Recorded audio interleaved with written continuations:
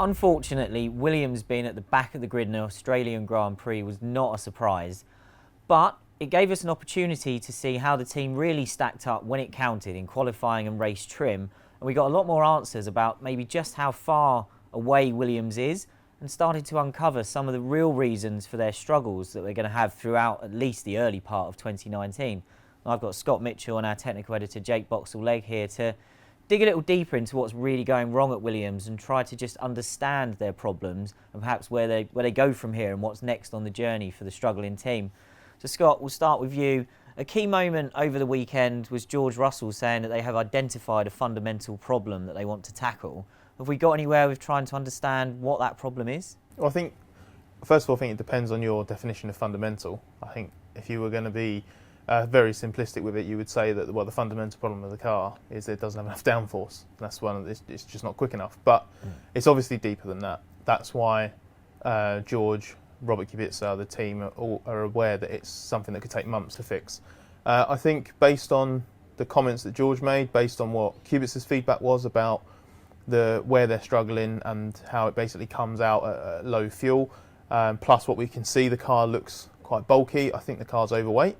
It doesn't have to be overweight by a massive amount to make a huge difference in F1. A few kilos can go a long way, or can make you go a long way slower. So I think it's weight related.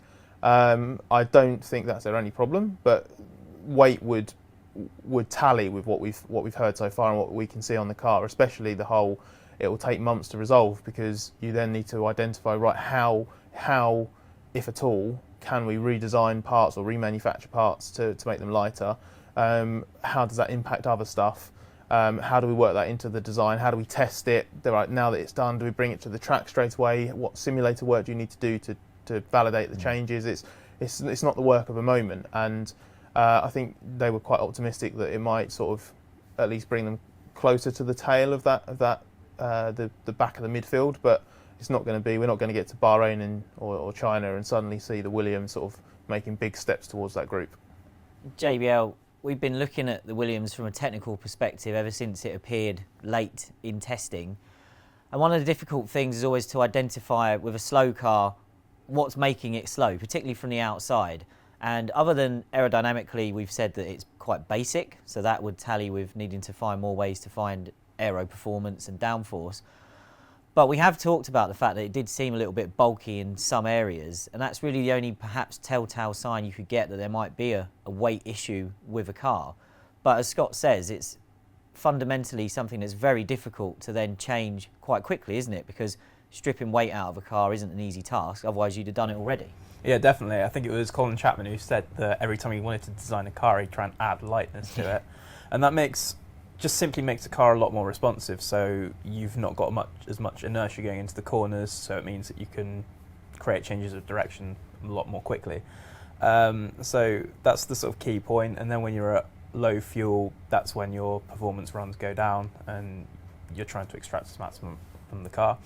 At high fuel, you're not going to notice it as much because everybody's got a massive amount of fuel sloshing around in the car. The fuel tank is as central as it possibly can be, but everybody's sort of on a similar playing field, like with terms of how much power is needed to overcome that. But then when you run the fuel down and get lower, so by the end of the race, for example, that's when things will start to be sort of a lot more noticeable. So you'll start to see the drivers struggling with turning into the corners in comparison to everybody else, especially on a low fuel run. So when you've not got that assurance into the corner, when you've not got that sort of security of knowing that when you put the brakes down, it's going to stop where you need it to, that's sort of the main thing. And so when you've got an overweight car, again, it's just a lot more difficult to drive, a lot more difficult to handle. So that's probably one of the main things, and it's a bit of a difficult situation for both drivers, one new, one returning, to sort of come back into, really. That does tally with the evidence that we saw in the Grand Prix as well, where Williams, I don't want to say they look quicker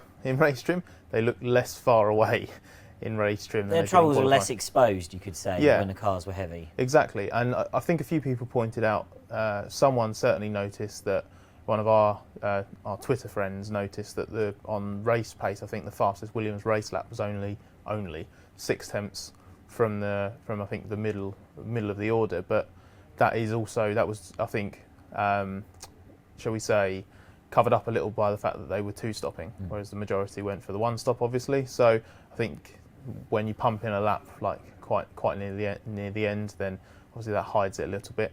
Yeah, I think they are closer, but it's not like in race trim all of a sudden that problem disappears. But it just tallies with the suggestion that weight is a big factor in the car's performance. Yeah, and would it be fair to say that simply adding lightness isn't going to solve all of Williams' woes here?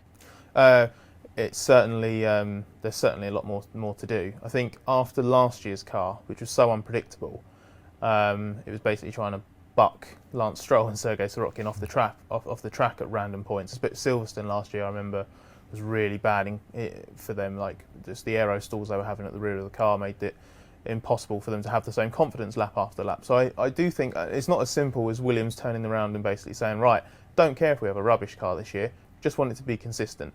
But what they were looking for was a sacrifice in ultimate performance to get something that was a bit more consistent. They wanted, I think, to sort of get back to basics and make sure they had a car that had a good foundation, worked aerodynamically, because it's not that the 2019 car doesn't work aerodynamically, it doesn't have the same downforce points as anybody else. They're behind on that front. But what they do seem to have is a point where they can work from and they can start to add downforce to the car. If they find ways to do that, then I think they can make steps forward. The question mark is obviously just over how much can they develop and can they outdevelop the cars around them. Yeah, because there's always a potential that even if this car gets a massive upgrade package at, say, the Spanish Grand Prix, JBL, if everyone else is doing the same thing at the same time, then Williams has got to outdevelop everybody, haven't they? And that's a huge challenge, particularly when you're a team already at the back of the grid. And especially when you're a team that's undergoing a bit of a technical turmoil at the moment. Paddy Lowe's no longer there. So they need to regroup, work out what the strategy is going forward, and then looking at the car as a sort of holistic package where they need to put their eggs essentially in which basket. So it's going to be a difficult path for them. You can't really turn something around so detrimental overnight.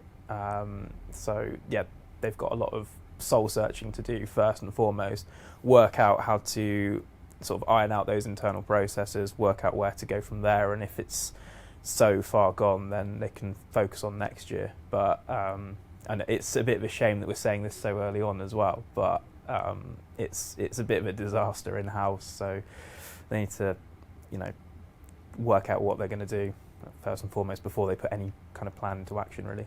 Yeah, let's pick up on that, Scott. What did you make of what you saw up close of Williams kind of working around the team and the pit lane and the garages? This was a first look at Williams post Paddy Lowe. The wounds, you could say, are still quite raw, but what happens next? We know that Lowe was, let's put it bluntly, an expensive signing. Are Williams perhaps going to be so scarred from that they're going to look to do it differently next time? I think they will definitely do it differently. I think what you would say from what we saw from the team on the ground is further evidence that the race team isn't the problem. Williams is still evidently a very good F1 team. I hear a lot about the character and the sort of the strength that the team has in its camaraderie, and I think they need that in abundance now going forward, because this year is going to be really tough on track. But what they do have now is an opportunity to recognise that Lowe didn't work. That Chief Technical Officer position is difficult to fill. What worked for them back in 2014 when they nailed the rule changes was having a technical structure that would be, it sounds a bit like F1 jargon, but like a flat technical structure where you have an opportunity for lots of different people to feed into a sort of senior source. And that worked really well for them there. So I think what they're going to do now is lean heavily on Doug McKinnon, who's their head of aero. I think they will look to do what Ferrari did under Mattia Binotto in 2016 and try and promote from within, encourage the young, talented people in Williams to sort of push ideas, not be afraid to take a risk for fear of failure, because let's face it, it can't get much worse than it is now. I feel bad pointing to the 2019 Williams and just saying you're the problem, but it is ultimately an undercooked car. And I think there's also the element of, okay, Paddy Lowe is, this situation getting him out is complicated. The only thing we've heard on the record from Williams is that that he's on a leave of absence for personal reasons, because they won't comment and they won't talk about it anymore because it's obviously very complicated. But you're right, Paddy was expensive. It hasn't worked. There's a lot of people that point to the fact that he was involved in successful times at McLaren and Mercedes. The bit of caution I'd urge there is that it's very possible for people to look good and have success by proxy, just by being associated to those things. You never know just how integral they were internally, and Mercedes were ultimately happy to let Paddy go. So that should tell you a little bit about how vital he was to the Mercedes structure. Mercedes have continued to have success, arguably more impressive success since Lowe left, because it's come in the face of greater competition. So we've seen a massive drop in form from Williams over the 18 months, and it tallies with Paddy being there. That isn't pointing fingers, that is just literally laying out the facts and the context that Williams is in. So there will almost certainly be an element of, not relief necessarily, but certainly hope that this is now an opportunity to see a bit of light at the end of the tunnel, change the way things are, because ultimately now the inputs do change massively. It's not just about them saying, oh, we've done this, we've changed our culture, we're now more open, and hopefully we'll have a different output. Inputs have to change now because there is a very, very senior person who's not there anymore. So hopefully they do things completely different, they have a different way of working, and hopefully the output is a far more positive one than we've seen last year and unfortunately this year.